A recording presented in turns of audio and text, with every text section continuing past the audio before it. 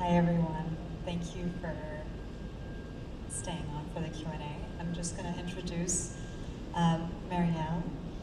Marielle Olentine is a multimedia storyteller and filmmaker, championing a collaborative and regenerative approach to filmmaking. As a storyteller, she seeks to weave together narratives that honor, celebrate, and bridge differences, finding inspiration in the interconnectedness of the natural world and the devotion of the oral story keeping across the globe. Her work has appeared on Vice, Al Jazeera, and HBO, and has premiered at festivals like TIFF, South by Southwest, and Vision du Réel.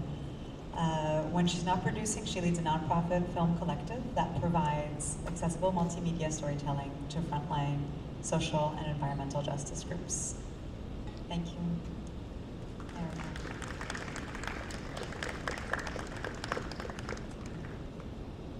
Is that on?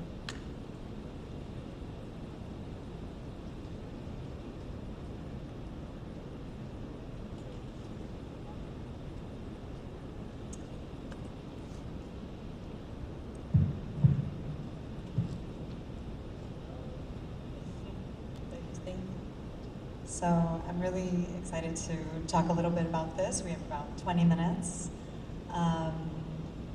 Before we get into most of the questions that directly deal with the film, I'm curious to know about how you first got involved in documentary filmmaking and storytelling, and then how you sort of joined, or how you started working on the film with Yousef. Absolutely. Well, somewhat ironically, when I met Yousef, I was going back to school at Berkeley to get out of filmmaking. I had spent the previous 5 years in New York working in all kinds of storytelling settings, like the Al Jazeera newsroom. I was at Huffington Post for a while, tried my luck at true crime documentary with an amazing filmmaker named Lee, and then kind of was just like, I want to be doing more and not be behind a camera. But Yousef and I met in a very small program focused on sustainability, and that was just before he discovered this archive of his mom's footage. He kind of went home over winter break and came back and was like, I just found this archive of 2 years of our lives that we had never really talked about, and he really wanted to find a way to share it with the world and wanted to make a film about it. So that's how we started. Well, just what was the process of making a film that was based on archival footage? Did you or Yousef consider using newly shot material? There was obviously a scene at the end, but how did also the voiceovers of Soha, Yousef's mother, come into play? And yeah. Yeah, well, it was a really long timeline. He first found this footage. His dad introduced him to it in 2017, and the project has evolved a lot over that time. There was definitely a cut that was like 3 hours long, and wow. We definitely did do some present-day interviews and filming with Soha, but the final narration kind of emerged when we were kind of hitting this point where she wasn't really able to engage very emotionally with some of the questions and with Yousef directly. And so we had the idea, I think in 2021, at the height of the pandemic, to send her a list of questions and a voice recorder and just see what would emerge, if she sat with those herself. And that was really when all of these stories and emotion really flowed out. And it was our editor, McDote, who you know, who really suggested, let's keep this primarily archival, which was a vision that Yousef really had from the beginning, and really had this desire to keep it raw and authentic and as close to his lived experience as possible. Thank you.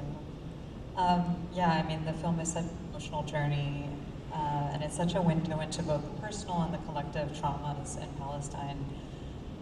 And having worked on the film from the beginning, how did you, and how do you still navigate the material on an emotional and also on an intellectual level? Yeah, that's a complex one. I mean, our team really just started with me and Yousef sitting down with this footage, like in his, grad school living room. He was like translating it as we went, so that like I could know what was going on, and I think that also like allowed for a really, really slow pace, which I think is necessary when working with content like this. Overall, how long did it take to complete the film? Several years, we but started in 2017 and completed in 2023. Wow. And I'm bad at math, but I think 5 to 6 Wow. years. Yeah. that's a long time, Yeah. and it changed obviously It changed all the a lot. versions. And Yeah, and there was a lot of, bringing his family in, checking in with them along the way. Like, Saha had this intention, which is part of the reason why she was filming, is she wasn't seeing their experience reflected anywhere on the mainstream news at that time. And so there was this kind of seed that she planted when she started filming to share their story. And then Yousef came to her and was like, this is the time if this is what you're up for. And yeah, we took a lot of time. and they've seen the film, of course, as family. They've seen this final product. Can you speak a little bit about their experience of the film? Because it's such a charged, era of their lives. I can imagine it's very difficult to rewatch some of this. But if you're able to speak to that a little bit. Yeah, before we ever screened it publicly, we both screened it with Yousef's family as well as his community, some of his community in Palestine, to really, get a sense if this was feeling like an authentic representation of that experience. And it was emotional for their family to watch it together.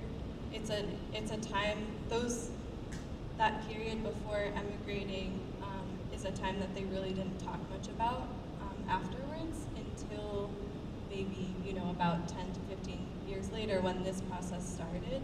But what Yousef has reflected and Saha have reflected is that through this creative project, it's kind of catalyzed a lot of conversation that they wish they had had earlier, and has kind of been a balm for that experience a little bit. That's at least good to hear. What's interesting is that the film is not just a simple documentary that recounts, historical events, and it doesn't necessarily elaborate on the politics of that specific moment. And, I think it's just very clear that whatever the politics are, or were and still are, the fact is that we're witnesses to a very raw depiction of the Palestinian experience over generations, especially the terror and psychological fear that children go through on a regular basis, and today on a daily basis. And so I found it really important as a way to focus our attention back to the characters and their humanity, to not lose ourselves in some of the justifications of the occupation by one, party, the European guilds, and so forth. Just there are generations of people who have been suffering for decades under an occupying power. How did you as a producer and Yousef as a director approach the topic of politics and explaining the history that led up to the violence we see in this film? Yeah, thank you for that question. That was a complex process as well. We did a deep dive into the archival news footage that was available during the Second Intifada years, because we thought maybe that was something that we might want to bring in. We had different mentors, give recommendations of, giving more backstory, giving more historical context. I can only imagine. Yeah, and kind of just the lack of humanity and intimacy that's available in those news archives, and not to mention there's a ton of historical Palestinian visual archive that has either been destroyed or is currently, at risk of being destroyed. At risk of being destroyed and not accessible to people outside of the Israeli government. It felt like the truest, like most powerful thing we could do was open access to this personal experience as a way of connecting with the viewer and communicating humanity that shouldn't have to be communicated this way, but yeah, it felt like a really strong choice too. I think it's so also really powerful because, and we talked a little bit about this, we really hear a lot from the perspective of sort of among obviously Jewish communities of Jewish safety and the need for Jewish safety, but we don't hear as much about also the need for Palestinian safety.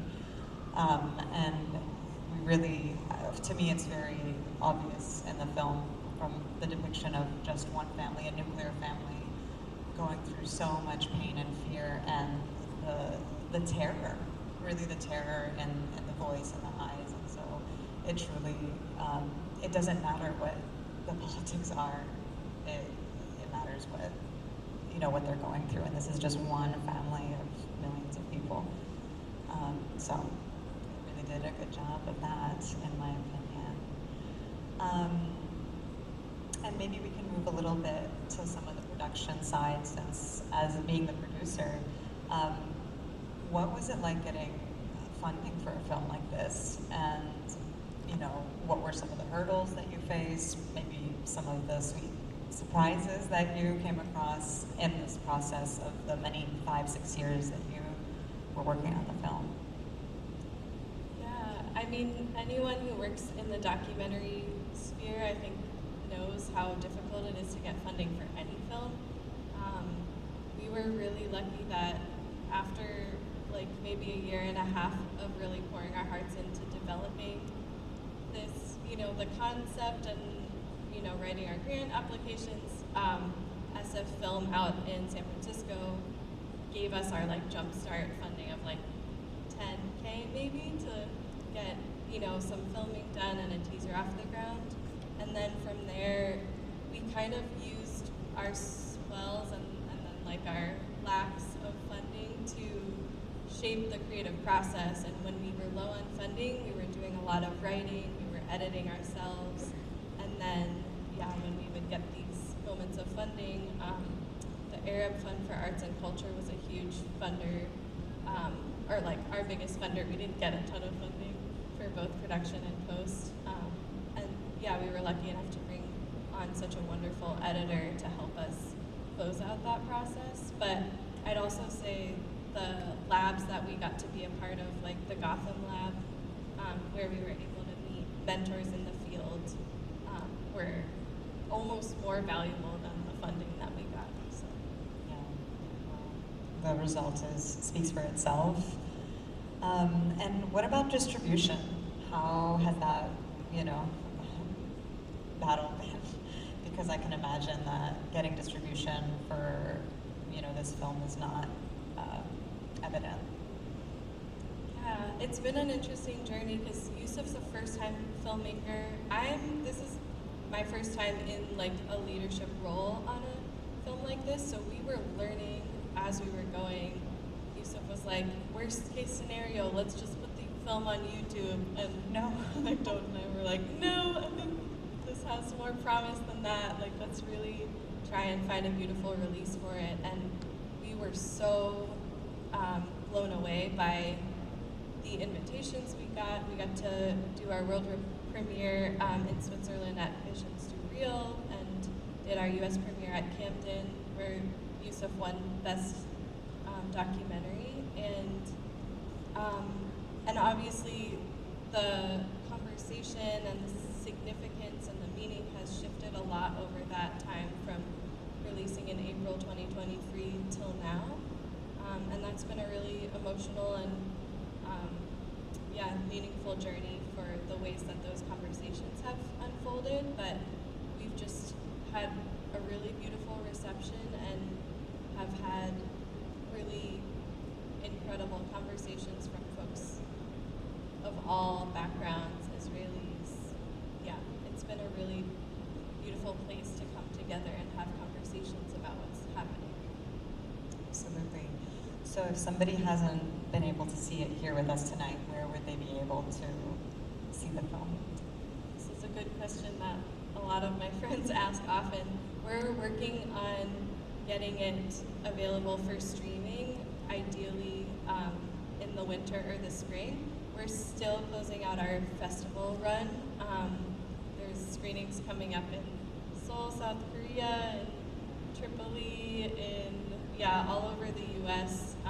You can check out our website for those. But yeah, we will be hopefully streaming in the winter or the spring. Yeah. Cool. And then you touched upon this a little bit, but in case you want to share, a story or something, how do you feel? What has your experience been of the impact that the film has had on the people who've seen it, on different communities in general? And that's my last question now. It varies a lot. For a lot of Palestinian folks in the diaspora who have grown up in Palestine, we've gotten feedback that it feels very affirming to finally see an intimate perspective of what life was like and continues to be like during these very challenging times. For like white Americans and communities like the one I come from, there's a lot of like surprise and gratitude for being exposed to a different perspective.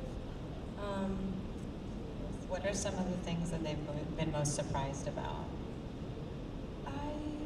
I can say maybe just... I think some moments that we really kind of decided to include in this film are like, Ramsey reading Harry Potter to his kids. That's one of the ways that Yousef started learning English, and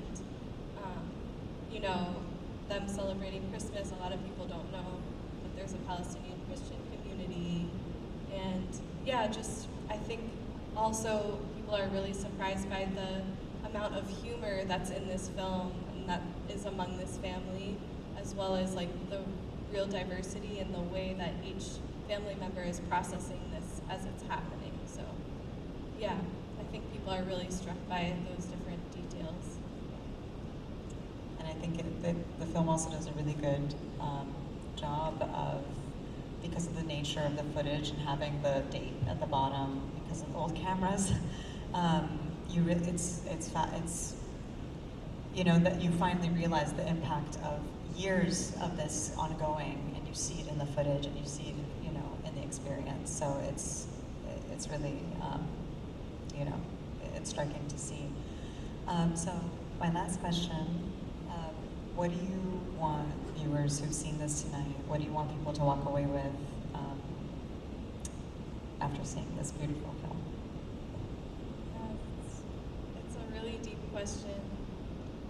I think we're just hoping that this helps uplift stories about Palestinian humanity.